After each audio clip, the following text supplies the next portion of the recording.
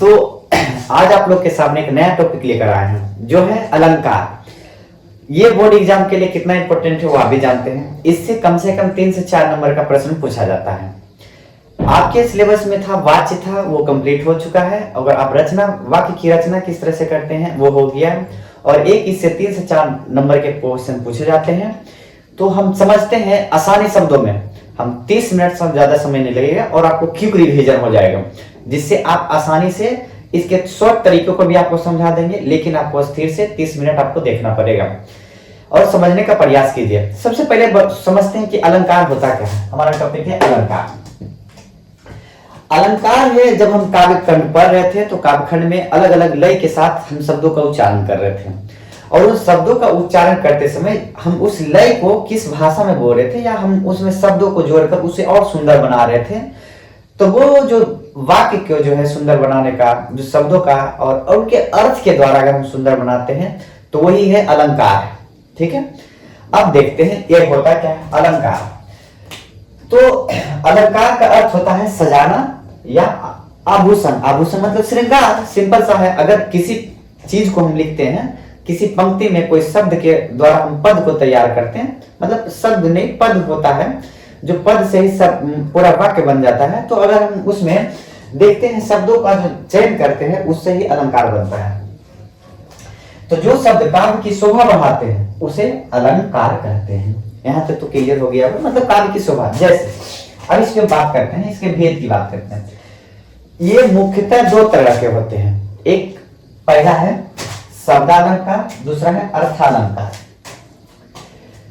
जब शब्दालंकार की बात करते हैं तो शब्द अलंकार मतलब शब्द, वर्ड आ रहा है शब्द, मतलब किसी पंक्ति में शोभा बढ़ाने के लिए उसका शब्द कि जिसे शब्द में लय ज्यादा हो, एक ही शब्द दोहरा रहा, इस तरह के शब्द देखने में मतलब उससे उसकी सुंदरता बढ़ रही है, तो उसको शब्दालंकार कहेंगे। अगर किसी पंक्ति मतलब किसी वाक्य के उसके पंक्तियों में अगर अर्थ के अनुसार उसका शोभा बढ़ता है, जैसे अगर हम किसी चीज को चांद सा मुख बोल दिए, चांद सा मुखरा बोलते हैं, तो उससे ये पता चलता है ना कि उसका मुख मतलब जो चेहरा है वो चांद के जैसा समान है। तो इसमें अर्थ के अनुसार हम समझते हैं कि अर्थ के अनुसार वाक्य में हमको उसकी सजावट को पता चलता है, लेकिन इसमें हमको पता चलता है उसके अर्थ के अनुसार। अब बात करते हैं, तो यहां तक तो क्लियर हो गया कि शब्द के अनुसार अगर उसकी बनावट या उसकी शोभा बढ़ती है तो शब्दालंकार कहते हैं, और अर्थों के अनुसार अगर किसी पंक्ति में वाक्य की सुंदरता बढ़ती है तो उसको बोलते हैं अर्थालंकार कहते हैं। अब शब्दालंकार 3 तरह के होते हैं, इसमें और तरह के होते हैं, लेकिन हमारे बोर्ड के एग्जाम के लिए इन 5 अलंकार महत्वपूर्ण है, इसलिए हम इन 5 का क्या करेंगे, विश्लेषण करेंगे। पहले इसको समझ लेते हैं। अनुप्रास इसमें हो गया, यमक हो गया, श्लेष अलंकार हो गया, अर्थालंकार में उपमा हो गया, रूपक हो गया, उत्प्रेक्षणा हो गया, मनवीकरण हो गया, अतिशयोक्ति। अब हम हर एक पॉइंट बाय पॉइंट मीन्स हमको 1 2 3 4 5 6 7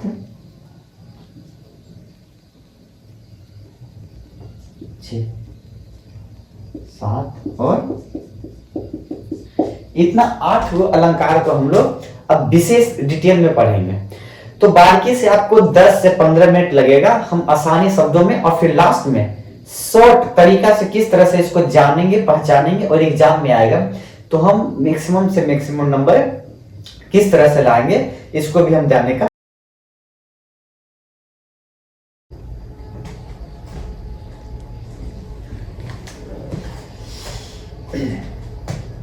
हम लोग अलंकार के बारे में समझ गए थे कि कितने प्रकार के, तो उसके भेद भी जान गए। अब हम डिफिनेशन वाइज हर एक चैप्टर को शुरू से एक करके हम समझते जाते हैं। सबसे पहले बात करते हैं अनुप्रास। शब्द अलंकार का ये है अनुप्रास, है ना। तो अनुप्रास में क्या होता है, जब किसी पंक्ति में एक ही वर्ण या ध्वनि बार बार आए तो उसे अनुप्रास अलंकार कहते हैं। अगर वर्ण बोलते हैं तो ये ऐसा बोला जाता है कि शब्द की सबसे छोटी इकाई, जिसको जैसे क ख ग घ या अगर हम बोलते हैं तो रिपीटेशन एक ही उच्चारण में ऐसा ध्वनि लगेगा कि एक ही जैसा सुनाई पड़ रहा है। जैसे समझते हैं, चंचल चितवन चित चुरा ले। इसमें चंचल च जो वर्ण है उसको क्या किया गया है, उसको बार बार दोहराया गया कि चंचल चितवन चित चुरा ले।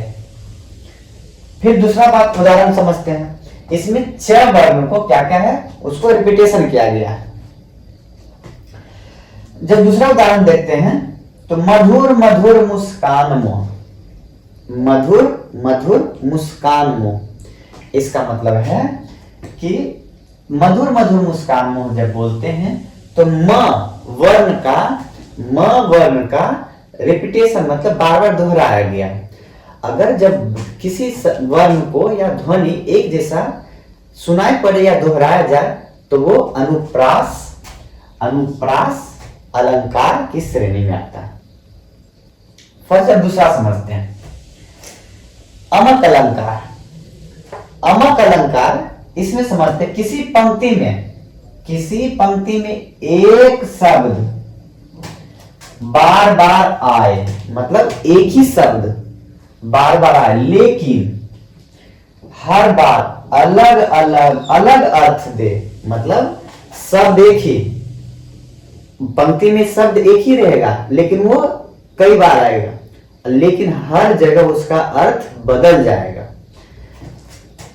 अमक अलंकार कहलाता है। जैसे कनक कनक ते 100 गुनी मादकता अधिकार। कनक कनक ये वर्ड 2 बार आया, तो एक कनक का मतलब सोना होता है और एक कनक का मतलब धतुरा होता है। तो वैसे बोला जाता है कि धतुरा जो होता है सोना से 100 गुना नशीला होता है। खैर उसकी बात अलग है। यहाँ कनक का मतलब सोना हो गया, ये कनक का मतलब धतुरा हो गया। तो दो एक ही जैसा 2 वर्ड है लेकिन एक ही शब्द ने दोनों का अलग अलग अर्थ हुआ, तो इसको कहेंगे अमक अलंकार। एक और उदाहरण है, फल फल की आशा में किसान जीता है। भाई किसान खेती करेगा तो फल की चिंता में जिएगा, तो एक फल की चिंता में किसान जीता है। एक फल खाने वाला फल, और दूसरा अगर फल बेचेगा तो जो उसको परिणाम निकलेगा भाई जो, तो दूसरा परिणाम। तो दूसरा एक फल मतलब खाने का फल, दूसरा परिणाम, इसको बोलते हैं अमक अलंकार बोलते हैं। श्लेष अलंकार, शब्द एक ही बार आता है लेकिन अर्थ एक साथ अधिक होता है, एक से अधिक होता है। मतलब एक ही अर्थ लिखा रहेगा, उसको अनेक अर्थ होता है। जैसे शब्द में बोलते हैं अनेकार्थी शब्द, मतलब अनेक अर्थ होता है। जैसे उदाहरण, धारा पावन है, धारा पावन। अगर धारा पावन है तो बोलते हैं ये धारा मतलब नियम भी, जैसे धारा लागू हो गया, धारा 144 लागू हो गया, तो एक नियम भी होता है। और दूसरा धारा नदी की धारा भाई, है ना, इलेक्ट्रिक फ्लो भी पढ़ते हैं ना, इलेक्ट्रिसिटी में इलेक्ट्रिक फ्लो करंट, तो ये इलेक्ट्रिक फ्लो, तो ये धारा मतलब नदी की धारा हो गई, इलेक्ट्रॉन का प्रभाव तो भी धारा हो गया। धारा मतलब फ्लो किसी चीज का, और धारा मतलब नियम कानून, जो धारा 144 लगता है उसको कहते हैं धारा। अब बच गया, ये पूरा एग्जाम्पल था अर्थालंकार का। क्या था ये, ये शब्दालंकार का जितना उदाहरण।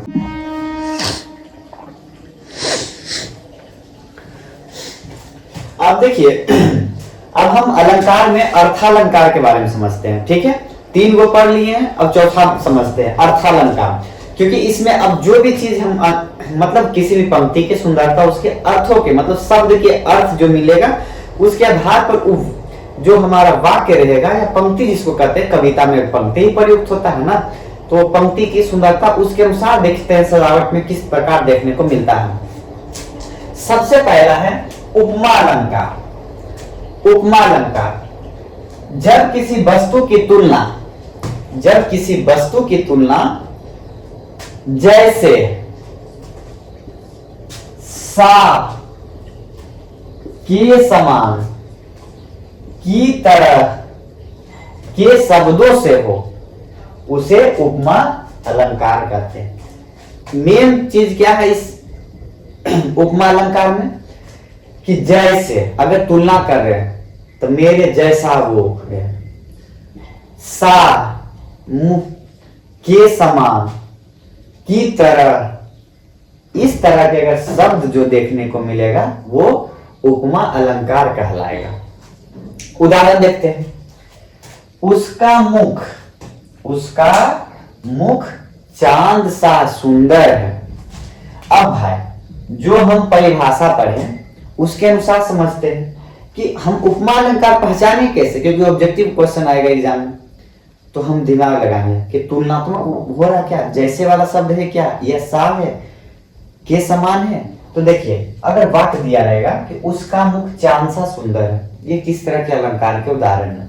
तो भाई चांद सा सुंदर है मतलब चेहरा को सुंदरता को चांद के समान के तुलना किया गया है, तो इसलिए बड़ अगर सा आ गया तो ये उपमा अलंकार के। दूसरा, वह शेर की तरह, किस तरह, की तरह बड़ा है, शेर की तरह बहादुर है। उसकी चाल हिरनी सी है, यहां जो है ये सी है, मतलब हिरन के चाल जो है, हिरन जिस तरह से दौड़ता है उसके समान है, तो उसकी चाल हिरनी सी है। उपमा अलंकार, मां का प्रेम सागर जैसा गहरा है। अब भाई सागर अथाह है, उसकी तो कोई अंत नहीं, गहराई इतना है कि, तो इसलिए बोलते हैं मां का प्रेम जो है, तुलना किया गया इन सभी वाक्यों में तुलनात्मक रूप से किया गया। ऐसा नहीं कि ये कोई सच्चाई है, पर एक तुलनात्मक रूप से अगर वाक्य में सुंदरता बढ़ाते हैं कि माँ का ममत्व को अगर दर्शा रहे हैं तो उसकी गहराई को, सागर कितना गहरा होता है उसके अनुसार दर्शाएं, मुख को दर्शाएं, ये तुलना किए ना कि एक्चुअली में कि चांद सा सुंदर है उसके समान।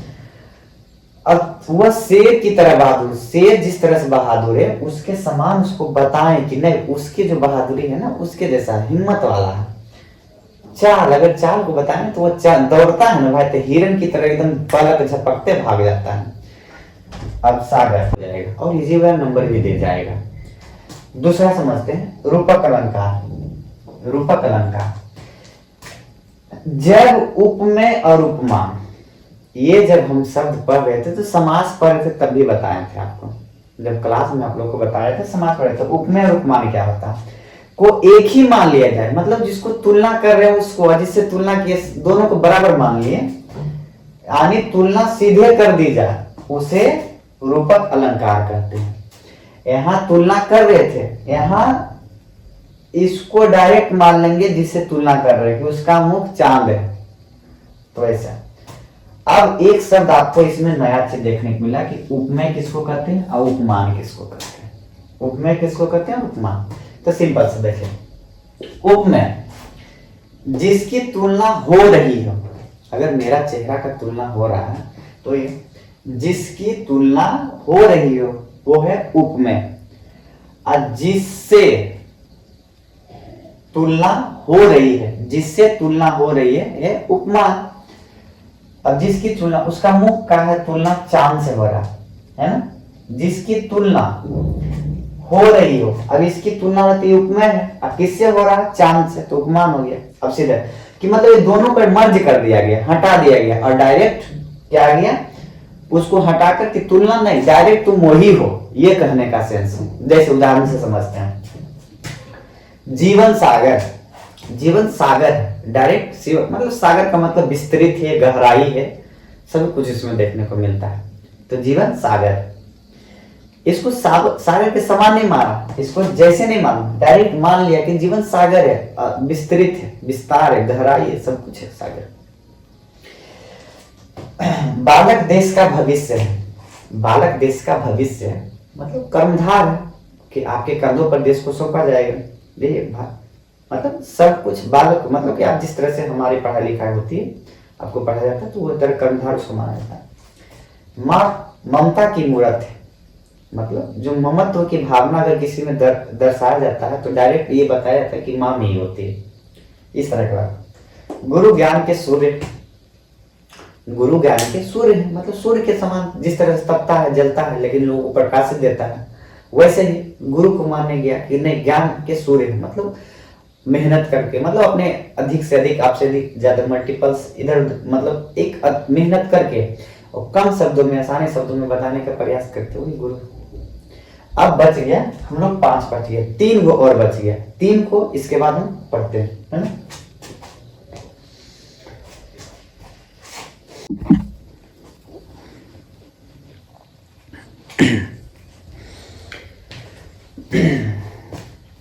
अब देखिए उत्प्रेक्षा अलंकार, है ना। तो इसका परिभाषा क्या आता है, जब किसी वस्तु या व्यक्ति में संभावना, कल्पना या अंदाजा प्रकट की जाए, ठीक है। और मेन चीज इसमें यह देखा जाता है कि जैसे इसमें मानो कि जैसे लगता है, जैसे शब्द आए, उसे उत्प्रेक्षा अलंकार कहते हैं। मतलब ये सब संभावना वाली बात है, इसमें तुलना करते हैं पर एक कल्पना के तौर पे करते हैं, है ना। जैसे क्या शब्द देखा, मेन की पॉइंट इसमें मानो कि जैसे लगता है, मतलब कंफर्म नहीं है, जैसे लगता है, जैसे शब्द आए, उसे उत्प्रेक्षा अलंकार कहते हैं। पहला उदाहरण देखते हैं, उदाहरण से समझना और अच्छा सा जाएगा। मानो चांद धरती पर उतर आया, मतलब किसी व्यक्ति को देखकर उसकी प्रशंसा में ऐसा बात बोलते हैं, लेकिन कल्पना बात है, ना कि हकीकत है। तो बोलते हैं मानो चांद धरती पर उतर आया। जहां देखे मानो, तुरंत जाएंगे किस ऑप्शन में जाएंगे कि उत्प्रेक्षा अलंकार है, कि संभावना मात्र है, ठीक है। लगता है जैसे फूल हंस रहा है, अगर किसी को हंसी को इस तरह से उसकी प्रशंसा के तौर पे बोले कि लगता है वो हंस नहीं रहा, वो फूल खिल रहा है, हंस रहा है, इस तरह तो लगता है ना। वह बोलती है, मतलब मिठास की बात बोलते हैं, किसी की बोली कि जैसे कोयल गा रही, मतलब उसकी बातों की प्रशंसा किया गया, एक कल्पना मात्र है, तो जैसे लगता है ना। तो इन शब्द को जैसे लगता है, मानो, अगर इस शब्द आए तो उत्प्रेक्षा अलंकार हो गया। अब हम लोग 7वां मानवीय अलंकार, इसमें क्या है, जैसे मेरे सामने मेरा कैमरा, इससे तुलना करेंगे कि मानो यह है ना कि, मतलब इसकी तुलना करेंगे कि ये ना ऐसा घूम घूम कर बज रहा है, तो ये कभी घूम सकता है, तो एक तुलनात्मक रूप से निर्जीव वस्तुओं को मनुष्य के गुण से तुलना करते हैं, है ना। जैसे हंसना हो गया, रोना, बोलना दिए जाए, उसे मानवीकरण अलंकार कहते हैं। जैसे उदाहरण में हवा गुनगुना रही है, हवा कभी गुनगुनाता है, पर एक तुलनात्मक बोध से कि गुनगुनाने का गुण मनुष्य का है। हवा एक निर्जीव वस्तु, मतलब निर्जीव, अब्स्ट्रैक्ट मतलब होता है जिसको छू नहीं सकते, है ना। तो हवा गुनगुना रही है, गुनगुनाने का मनुष्य के, तो ये कहते हैं निर्जीव वस्तुओं की तुलना मनुष्यों के गुण से, गुनगुनाना मनुष्य का काम है।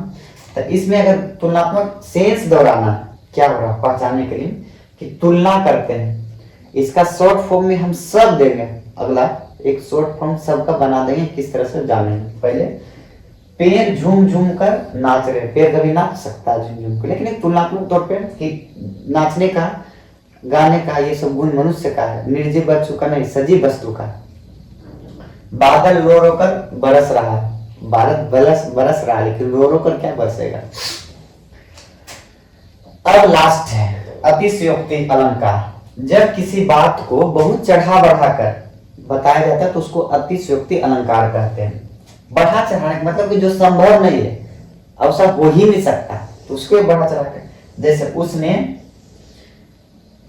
आंसू की नदी बहा दी, मतलब इतना रोया कि नदी बह गया, ऐसा संभव है, तो उसको बढ़ा चढ़ा कर, ज्यादा बढ़ा के बताते हैं, तो उसको अतिशयोक्ति, अति मतलब ऐसे भी ज्यादा ही होता है, अतिशयोक्ति अलंकार। एक कदम में उसने 7 पहाड़, अगर कोई व्यक्ति का तब 7 पहाड़ पार कर दिए, एक कदम अगर कोई चलेगा व्यक्ति 7 पहाड़ पार होगा, संभव है नहीं होगा, इसको बोलेंगे अतिशयोक्ति अलंकार। अब इसमें देखिए, इसका प्रीवियस क्वेश्चन जितना है उसको लिखा करवा देंगे, और दूसरी बात, इसके शॉर्ट फॉर्म को अगले हम एक वीडियो में आपको एक लेक्चर में उसको भी डाल देंगे, कितने शॉर्ट फॉर्म में कितने तरीकों से सब किसको पहचानने का सबसे बड़ा शॉर्ट फॉर्म क्या हो। उसके बाद नंबर आराम से 3 से 4 ले आएंगे, ठीक है।